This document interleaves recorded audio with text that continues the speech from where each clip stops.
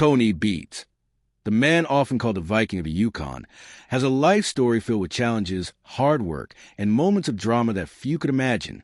Born on December 15, 1959, in a small Dutch village called Weidens, Tony grew up surrounded by the routine, demanding life of a farming family. His parents, Klaus and Magda Beets, instilled in him a sense of discipline and responsibility from a very early age. Life on the farm was not easy, and Tony's childhood was far from carefree. At around 7 years old, his family moved to Burgward in the Friesland region.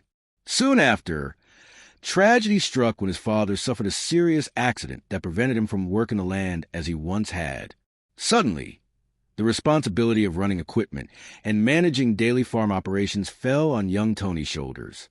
While most children his age were learning to play and go to school, Tony had to grow up fast, handling tasks that would challenge most adults. This experience forged in him a strong, confident personality and a respect for hard work that would later define his life. Farming in the Netherlands offered a stable but limited future, and Tony soon realized he wanted something bigger, something that would allow him to prove himself and seize opportunity beyond the small villages he had known. By his early 20s, he was restless, ambitious, and ready to take a bold step into the unknown. At 23, Tony and his girlfriend Minnie, who would later become his wife, made a life-changing decision. They left behind everything familiar in the Netherlands and immigrated to Canada, arriving in British Columbia with only $300 to their name and no knowledge of the English language. Their arrival marked the beginning of a struggle filled with learning, survival, and relentless effort. Tony learned English the hard way, absorbing it on noisy construction sites rather than television programs, while Minnie took jobs in retail, healthcare, and food services to keep them afloat. Tony's first Canadian job was milking cows in Salmon Arm, earning just $4 an hour, a wage that barely covered basic needs. Realizing that it was insufficient for the life he wanted, Tony moved into construction, where his work ethic quickly set him apart. Within a week, he was promoted to foreman, a testament to his natural leadership and diligence. He soon mastered heavy machinery and began working as a machine operator on oil pipeline projects. Together, Tony and Minnie built a life from nothing, demonstrating resilience and determination that would become the hallmark of their family's success story. By the early 1980s, Tony's mind had shifted toward the Yukon, where rumors of gold, high pay, and incredible opportunities drew ambitious individuals from around the world. Hearing of the promise of gold and wealth, Tony decided in March 1981 to see for himself if the stories were true. He traveled to Dawson City in Canada's Yukon Territory, only to be met with disappointment. He arrived too early. The mining season had not yet begun, and there were no jobs available. Faced with no immediate prospects, Tony returned to British Columbia, resuming work on oil pipelines and construction. Yet, the Yukon never left his thoughts. 3 years later, in 1984, opportunity finally knocked. A gold mining company reached out with an offer promising work in the Yukon, making a permanent move possible. Tony accepted, marking the real beginning of his career in gold mining. Starting at the bottom, he operated massive earth-moving machines at Tamarack mines, land he would one day come to own himself. His ambition and persistence were evident from the start. Soon, he launched his own operation, Tamarack Incorporated, in the Dawson Mining District. Through relentless effort, stubborn determination, and a fair measure of luck, Tamarack grew into one of the largest privately owned placer gold mines in the Yukon. Mining in such a harsh environment is never guaranteed to yield results, with only about 7 workable months per year. Tony's commitment to working every day, alongside his crew, allowed the operation to thrive. His approach was simple but effective. Hands dirty, constant effort, and careful management of every payout. A single successful season could be lost in next year if gold was mismanaged, and Tony understood this fully. Minnie played a crucial role, managing finances and keeping the business grounded. Disagreements over money were common, yet her guidance ensured stability, allowing Tony to focus on the physically demanding and high-risk work of mining. Their children eventually joined the operation, earning their place through hard work rather than privilege. Tony expected the same high standards from them as he did from his workers, and they responded with dedication. showing loyalty and resilience that reinforced the family's legacy. Beyond the mine, Tony emphasized balance, ensuring that family trips and time together provided a reprieve from the grueling mining schedule. He worked tirelessly, but he also prioritized moments away from the claim, knowing that a strong family life supported a strong operation. Over time, he acquired multiple claims, including Paradise Hill, Indian River, and Clear Creek, expanding his reach and influence. He also undertook ambitious projects like restoring 2 historic gold dredges, enormous floating machines capable of moving and processing massive amounts of earth. This bold move transformed his operation and solidified his place as a major force in Yukon gold mining, showing that Tony's vision combined both practicality and audacity.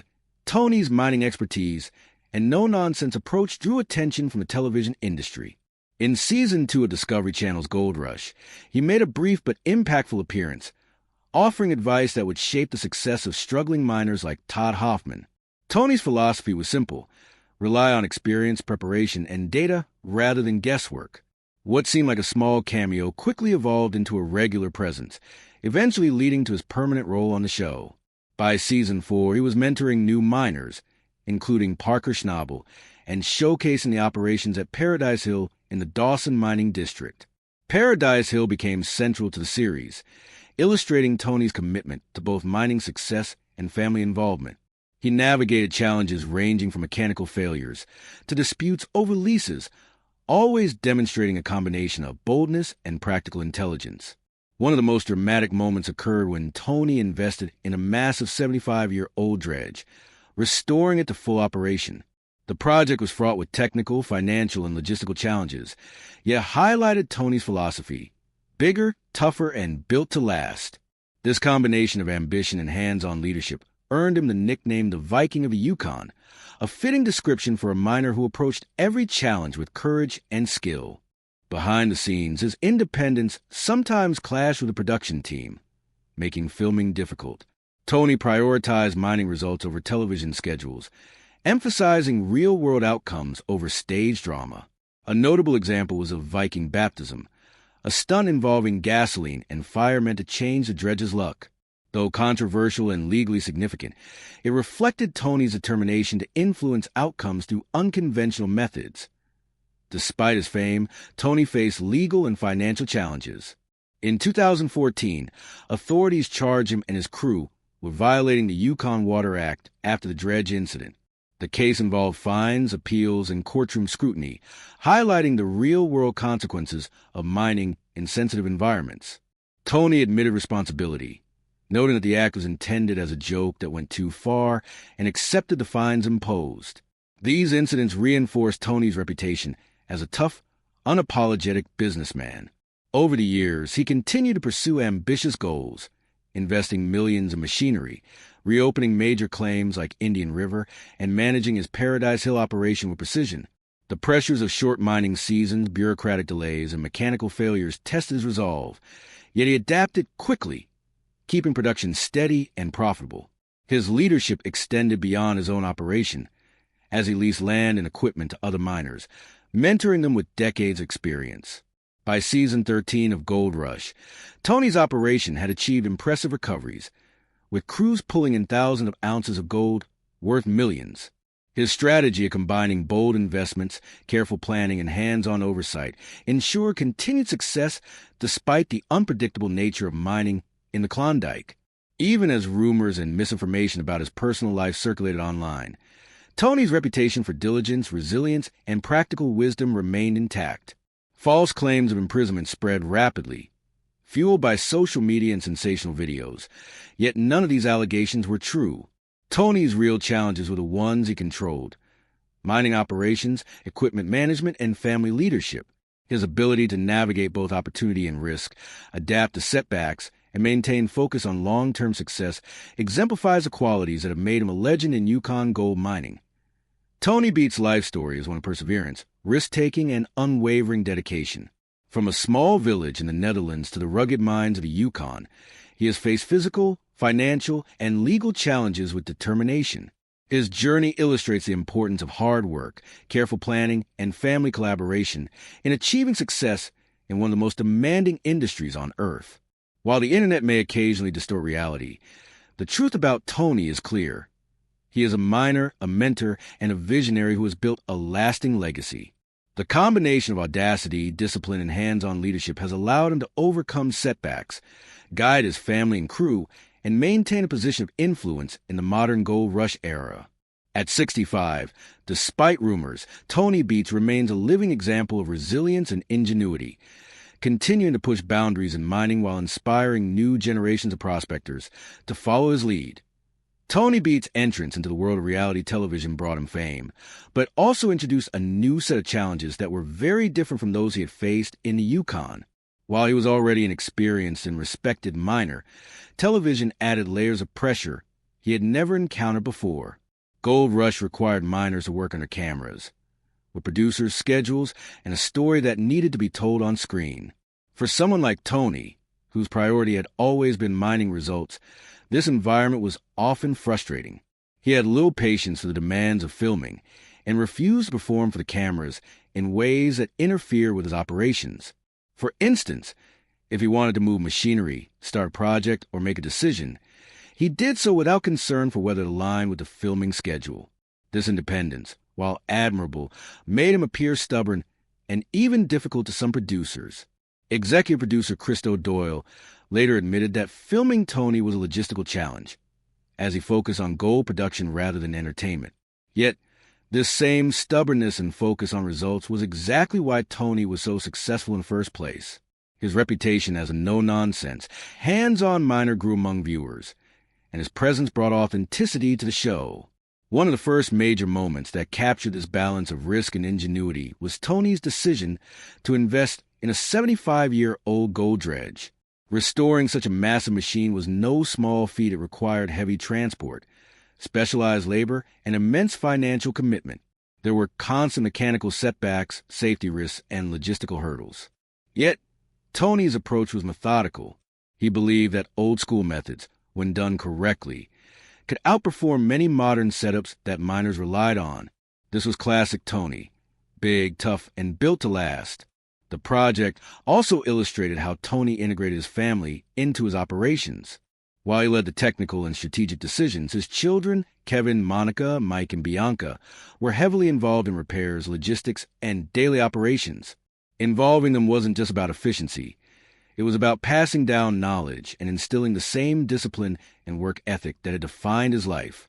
This combination of family involvement, technical mastery, and bold decision-making became a signature element of Tony's public persona and made him a standout figure on Gold Rush.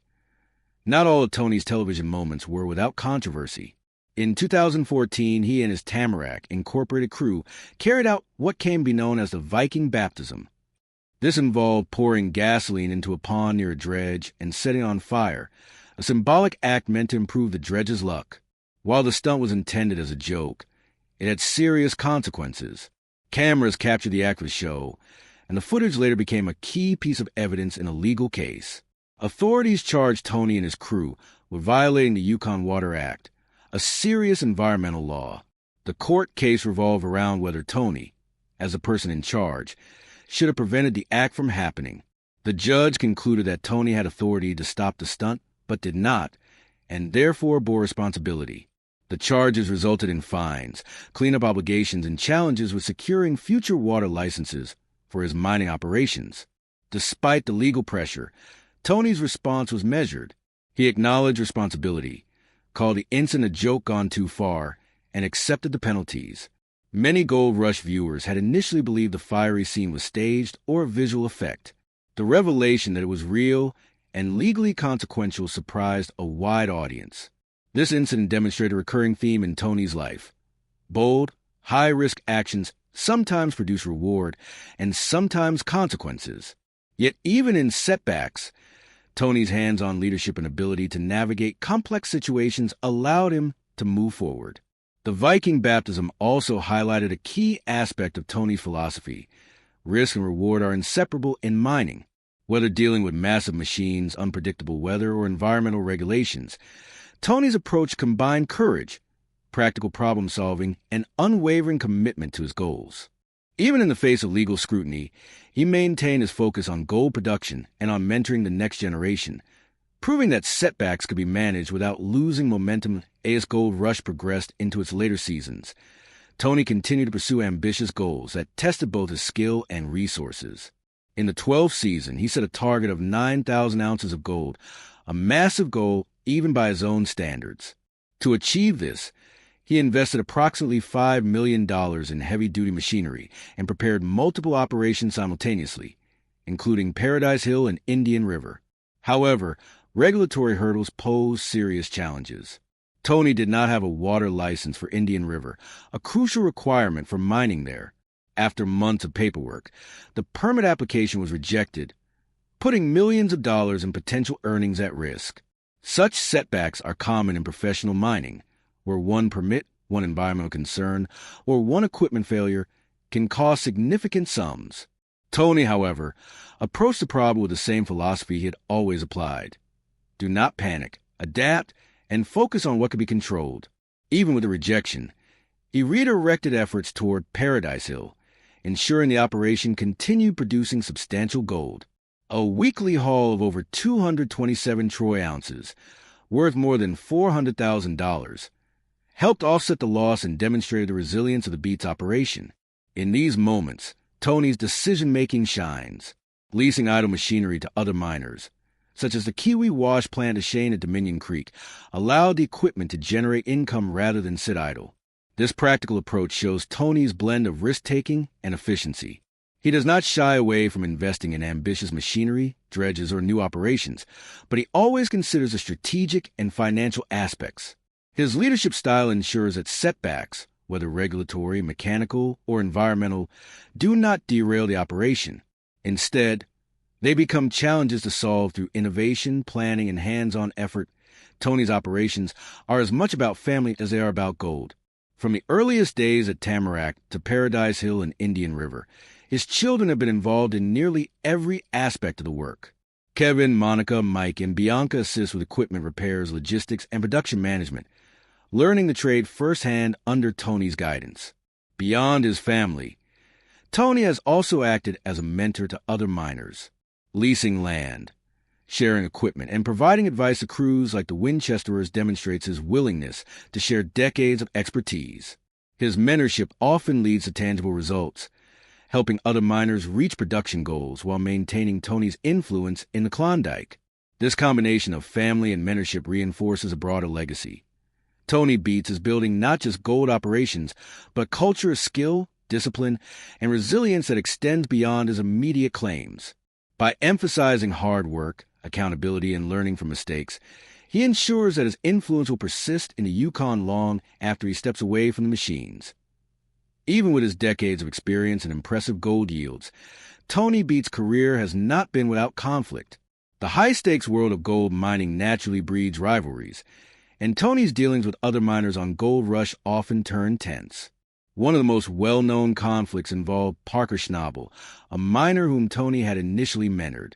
Tony provided Parker with advice, leased him land, and even allowed access to facilities, including an airstrip. However, disagreements arose over lease terms, royalties, and expectations of profit. Parker quickly realized that the more gold he mined, the more he owed Tony due to the structure of the lease. Once production reached certain thresholds, royalties skyrocketed, potentially threatening Parker's financial stability. In response, Parker's crew tried to find workarounds, including rotating wash plants and adjusting how pay dirt was moved to reduce the royalty burden. When Tony discovered these actions, he shut down Parker's equipment, accusing him of breaching the contract. Parker fired back, accusing Tony of greed, and the dispute escalated into one of the most explosive confrontations in the show's history. The tension between them was not just about money. It highlighted the competitive nature of gold mining and the importance of trust and clear agreements. Such conflicts helped shape Tony's public image as ruthless, uncompromising, and fiercely protective of his operations. While some viewers saw him as harsh, others recognized that in the unpredictable and dangerous world of gold mining, decisive leadership and strict boundaries are essential. The feud also underscored Tony's philosophy. Contract and commitments are to be respected, and deviations carry consequences. This approach, while controversial, reinforces his reputation as a miner who prioritizes results, safety, and responsibility above all else. Even as Tony continued to expand his operations and navigate high-stakes disputes, a new kind of challenge emerged: the Internet. In April 2025, shocking claims began circulating online, asserting that Tony Beets and his son Mike had been sentenced to life in prison. The story spread rapidly across social media platforms like YouTube, TikTok, and Facebook, attracting hundreds of thousands of views. Sensational headlines, dramatic video thumbnails, and confident delivery made the claims appear credible, even though they were entirely false. No arrests, convictions, or credible news reports supported the narrative. For some viewers, the story was believable because of Tony's prior legal history and his reputation as a tough, no-nonsense miner. During his time on Gold Rush, he had indeed faced legal challenges, most notably the incident involving the Viking baptism. He and his crew were fined for violating the Yukon Water Act, but the situation never involved jail time.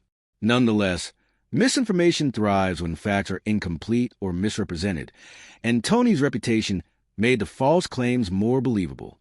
Social media algorithms often reward sensational content with visibility, and videos about famous reality TV figures became an easy target for viral misinformation.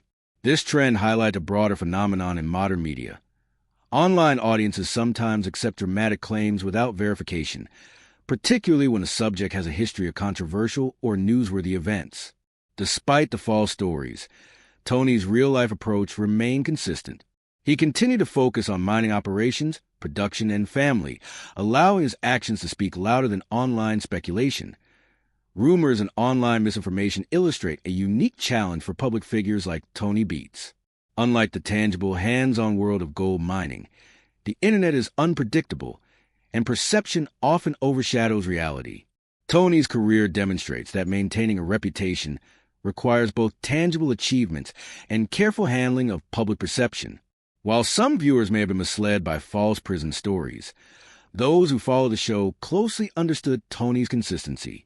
He takes responsibility for mistakes, acts decisively, and prioritizes his family and operations above all else. His handling of disputes, legal challenges, and ambitious mining projects all contribute to a legacy built on action and integrity. The contrast between online rumors and real events serves as a reminder that media narratives can distort reality, yet they do not define the truth. Tony's focus remains on measurable results, gold production, efficient operations, and training the next generation of miners. By continuing to invest in claims, equipment, and dredges, he ensures that his influence in the Yukon remains tangible and enduring. That Tony's approach to mining combines bold ambition with meticulous planning. In later seasons of Gold Rush, he set some of the highest targets of his career. For example, the goal of 9,000 ounces of gold required millions in investment, extensive machinery upgrades, and operations across multiple claims. Regulatory delays and equipment breakdowns were constant challenges, yet Tony's strategy remained consistent. Anticipate problems, adapt quickly, and involve a skilled family and trusted crew. His leadership ensured that setbacks did not derail production. Even with high-pressure situations, Tony demonstrated that careful preparation and calculated risk-taking could yield impressive results. Leasing idle machinery, assigning tasks to experienced crew members, and maintaining multiple operations simultaneously allowed him to maximize efficiency. Tony's hands-on approach, combined with strategic delegation, shows how leadership and operational knowledge are as crucial as mining skill. This approach has earned him respect not only as a miner, but as a business strategist capable of navigating unpredictable environments while delivering substantial results. Tony Beets' approach to mining shows that innovation is inseparable from persistence. Even when machinery breaks down or environmental challenges arise, he adapts quickly and finds ways to keep production moving. In later seasons of Gold Rush, his crew faced mechanical failures, hydraulic leaks, and aging equipment that could have halted production entirely. Instead of waiting or giving up, Tony relied on his deep knowledge of machines and his hands-on experience to devise solutions. For example, when his main plant began to fail, he brought the old Moose Creek plant back into service. Although it had struggled in previous seasons, this plant filled a critical gap, allowing gold production to continue without major disruption. Tony's ability to innovate under pressure is a hallmark of his career. He constantly evaluates risks, tests new methods, and repurposes existing tools to maximize output. This mindset reflects a combination of traditional mining knowledge and modern business strategy that has defined his operations for decades. Furthermore, his leadership ensures that his team is prepared to handle unpredictable situations. By teaching his children and crew to troubleshoot problems, he not only resolves immediate issues, but builds a resilient operation capable of surviving extreme conditions. Tony's practical approach proves that success in mining requires more than luck. It requires strategy, adaptability, and relentless effort. Throughout his career, Tony has maintained a strong emphasis on family involvement. His children, Kevin, Monica, Mike, and Bianca, play critical roles in operation, handling logistics, equipment repairs, and daily mining tasks. Involving family in the business is both practical and symbolic. It ensures continuity of knowledge and preserves the culture of hard work and discipline that Tony values. Beyond simply teaching them the technical skills of mining, Tony instills a philosophy of accountability, resilience, and strategic thinking. For instance, when faced with equipment breakdowns or regulatory delays, Tony guides his children through problem-solving processes, showing them how to weigh risks, plan solutions, and execute decisions under pressure. This approach extends to mentoring other miners as well. Leasing land, sharing equipment, and advising smaller crews allows Tony to influence the broader Klondike mining community. By combining family, mentorship, and operational excellence, Tony builds a legacy that is as much about human capital as it is about gold production. His approach demonstrates